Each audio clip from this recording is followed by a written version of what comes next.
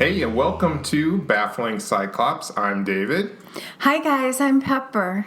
And, I wanted to follow up with some old business first this week. Okay. People enjoyed your Christmas elf story. Okay. I thought it was funny. I didn't really enjoy it myself when it was happening, but in hindsight, it was pretty funny. You can give pleasure to other people by telling the story. Yeah. But one of the other parts of the story I wanted to do research on, which is you dressed as Willoughby Weebach. I sure did.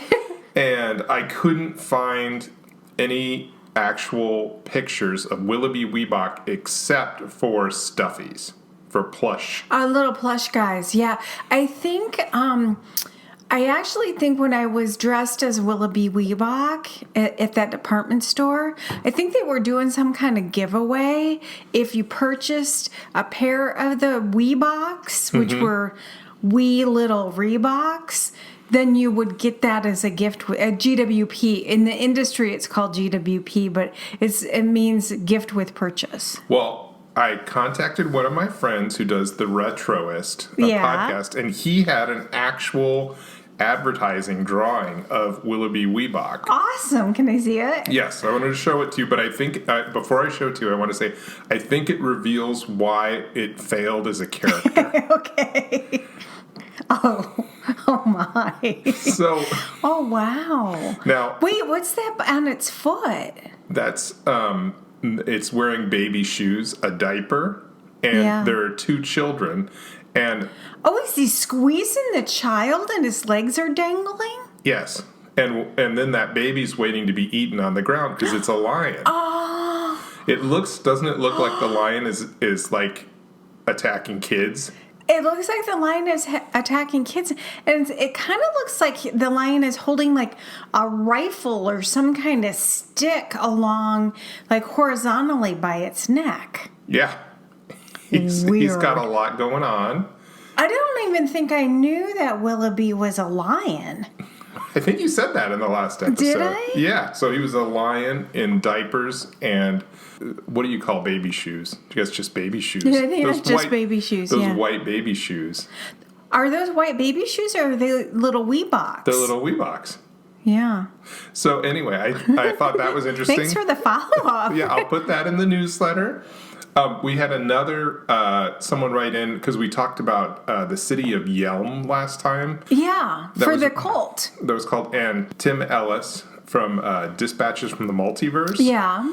He sent me an article and just said Yelm, and it was about a guy that has had a physical relationship with over 700 cars that lives in Yelm. Wait, what does a physical relationship?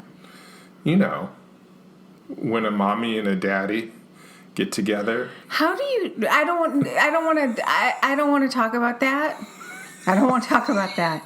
But he's involved in a long-term relationship with a 1974 white Volkswagen named Vanilla.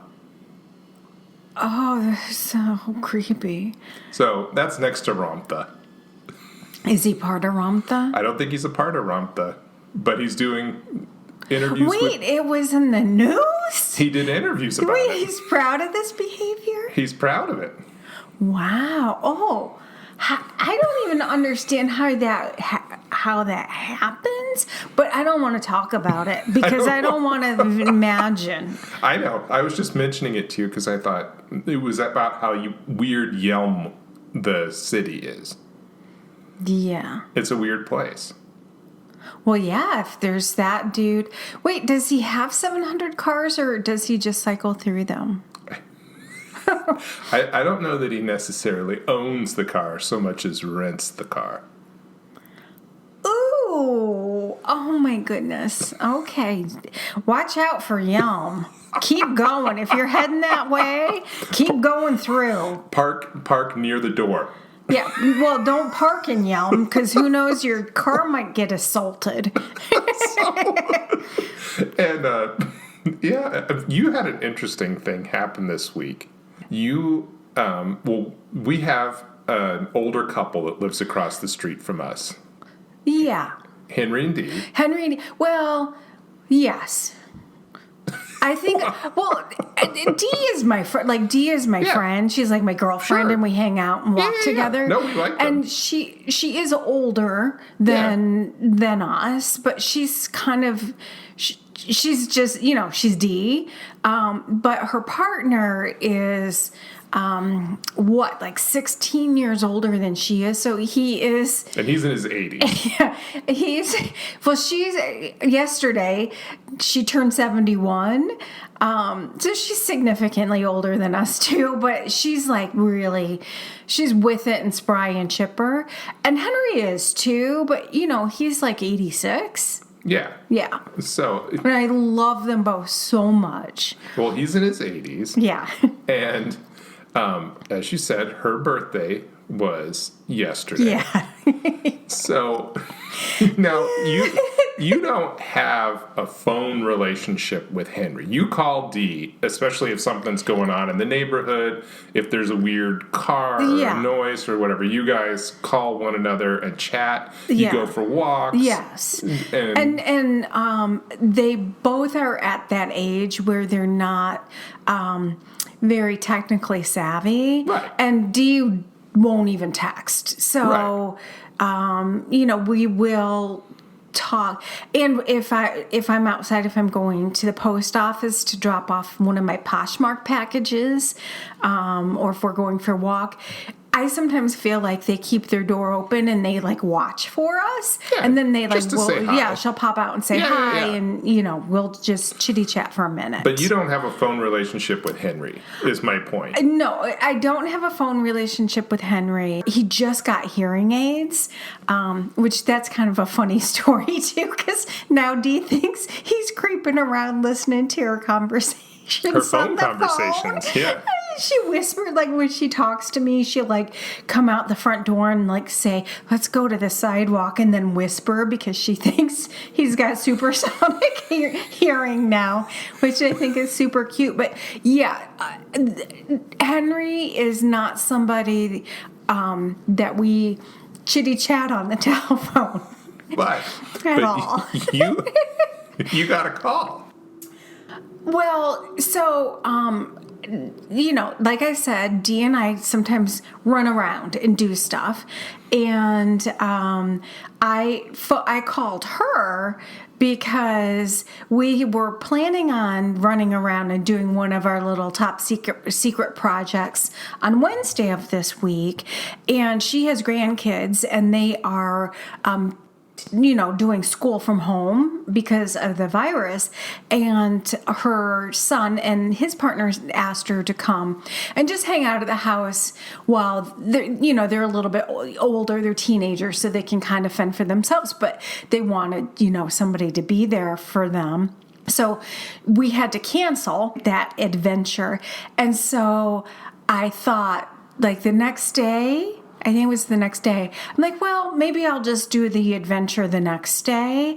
So I called over around 11 o'clock in the morning, and I left a message because they have a old-fashioned answering machine. And I just said, "Hey, Dee, it's 11 o'clock. The adventure was to go to the Goodwill." So I left a message, and I'm like, "Hey, Dee, I'm thinking about going over to the GW today," because that's what I call it. And it's 11 o'clock now, and I'm heading over around noon.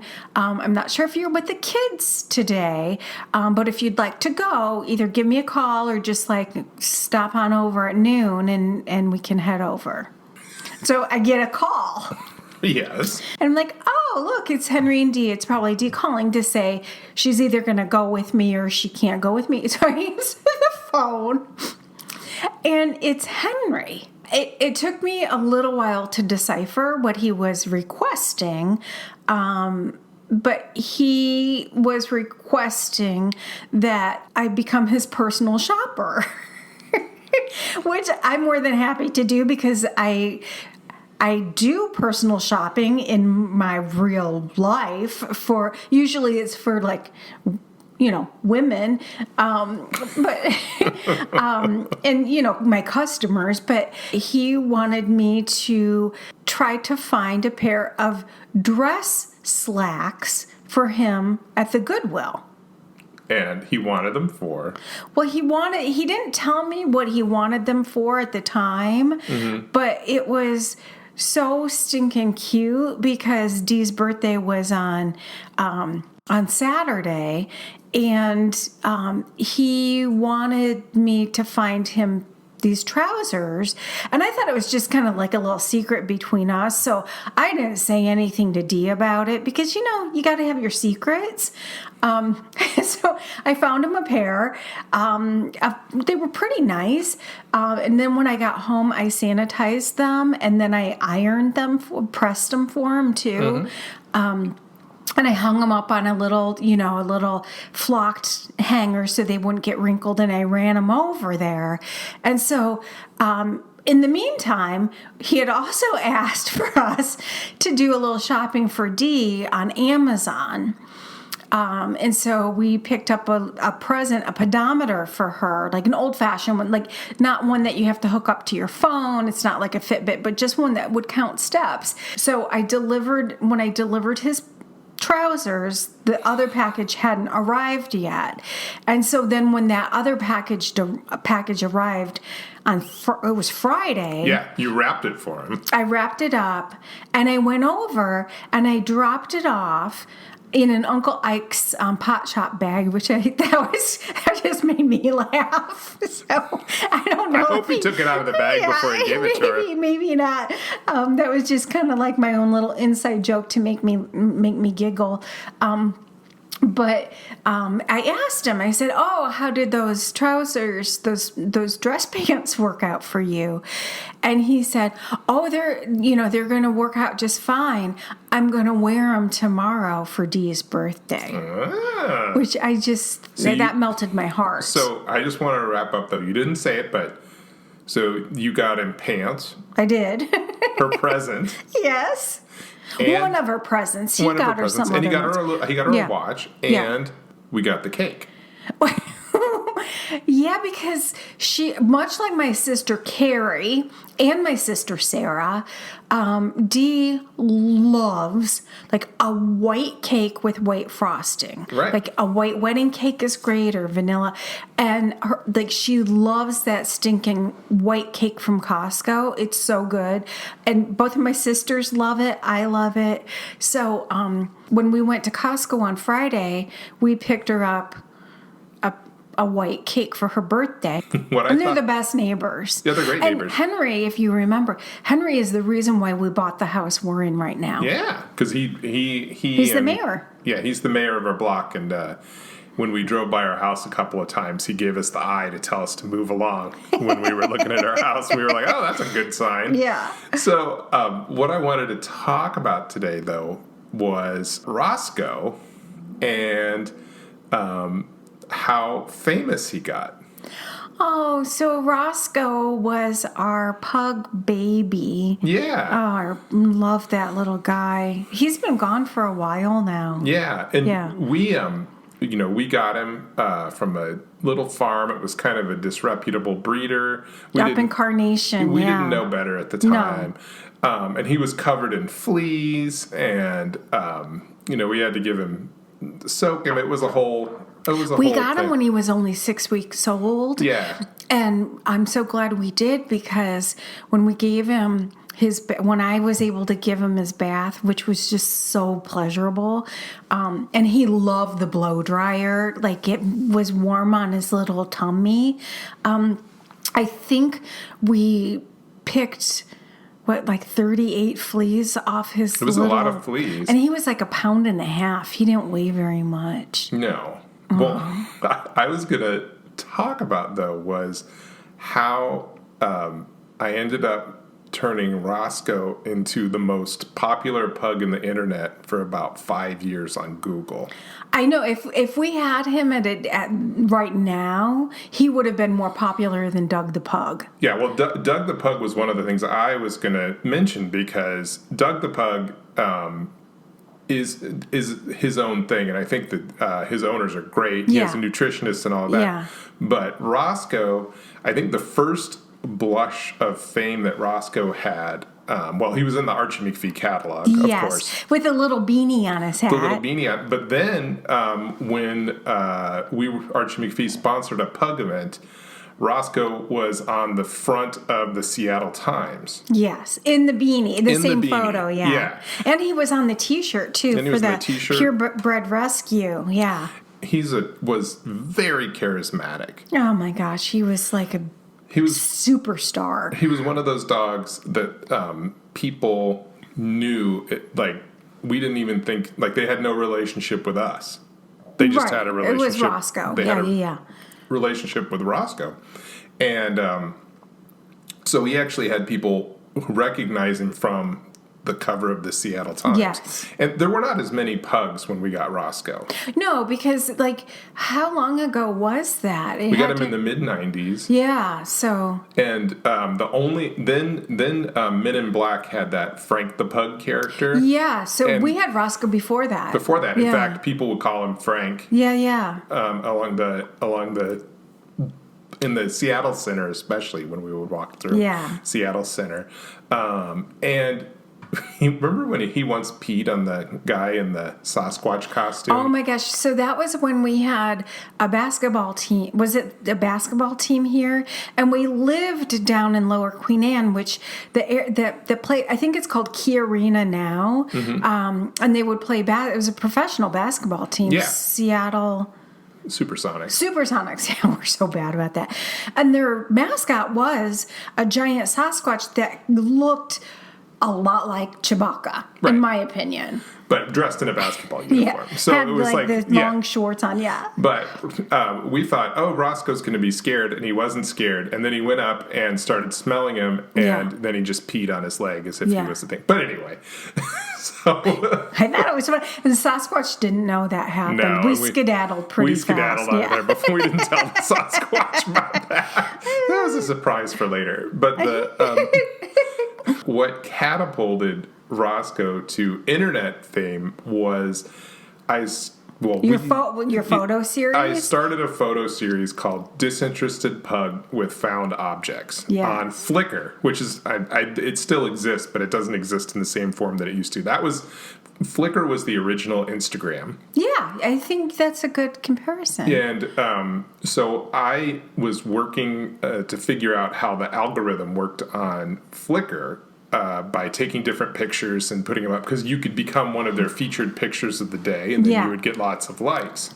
So I started this photo series because at the time when we would go for walks, there would be the strangest objects just left on the street. It's so weird. Yeah, it would be like a typewriter one day and couches and but it was a very odd random assortment. Yeah, and especially because we lived next to an odd park where people would just abandon things. Yeah. So, one day I would go out there and there'd be a blanket with a giant Bible open on the middle of it. Mm-hmm. And so I would just take a picture of Roscoe with it. Yeah. So I did this whole series of pictures. And it was probably about 100 to 120. I didn't look it up to see how many it actually was, but it was probably about 100 to 120 pictures. And as I kept taking the pictures, Roscoe online was getting more and more famous. Mm-hmm. It was crazy how it built. And I made good friends like Linda Lombardi and a couple other people. Rachel Vala, who I think that she has a pug. Yeah, she has Iggy Pug. She has Iggy. Well, she had Iggy Pug 1 and now she has Iggy Pug 2. And I think maybe Roscoe helped influence her decision to get Iggy. Yes, and I think so, for sure. That series of photos took off, and I was playing around with Google at the time, and for about 4 or 5 years, if you typed just the word pug into Google, 8 of the top 10 pictures would be pictures of Roscoe. So he was... whatever Google was at that point, but I also he was the standard of pug. You are like an expert at search optimization. Well, I certainly was at the time. I don't know if I still think you are, but I was at the time, and so it was hilarious to see how much traction Roscoe got. And I don't know if you remember, but after YouTube started, somebody made a series of videos where they were animating pictures of dogs, and they actually and had them tell jokes. And they had Roscoe tell one of the jokes. I don't remember that. Yeah. Do you remember the joke? I don't remember the joke, but I remember it was a picture of him with an ice cube bag in his head. And I showed you the video, and you wouldn't watch all of it. You could only watch like 10 seconds. And you said, that's not Roscoe's voice.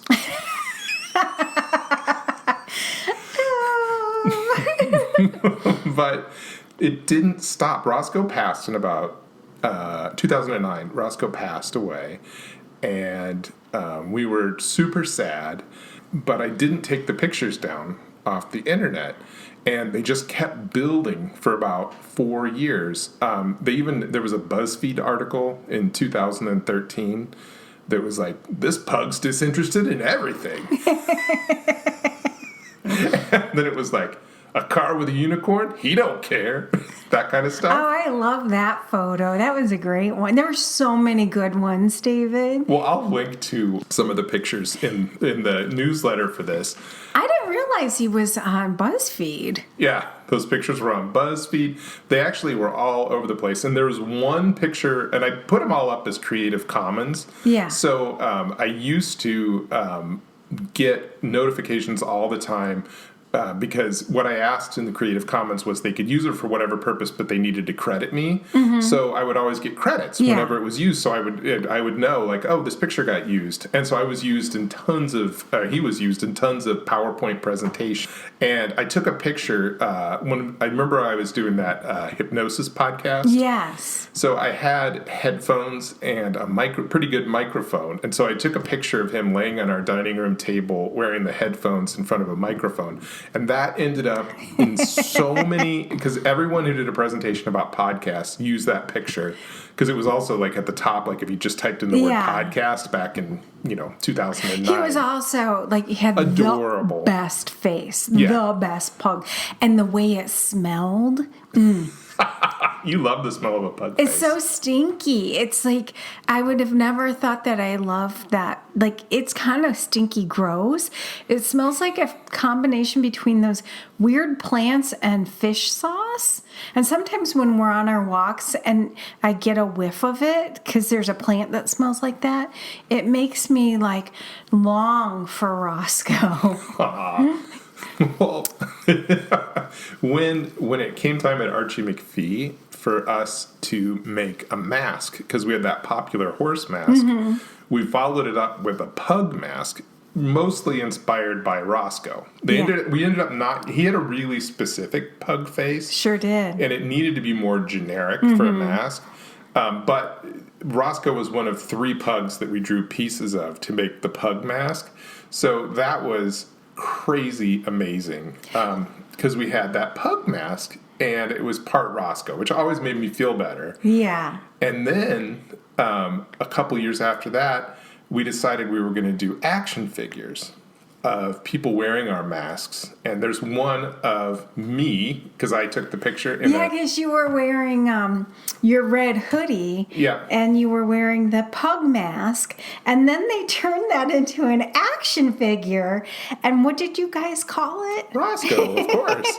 So it was a mask, and then Roscoe was a mask and an action figure. And it just kept getting bigger.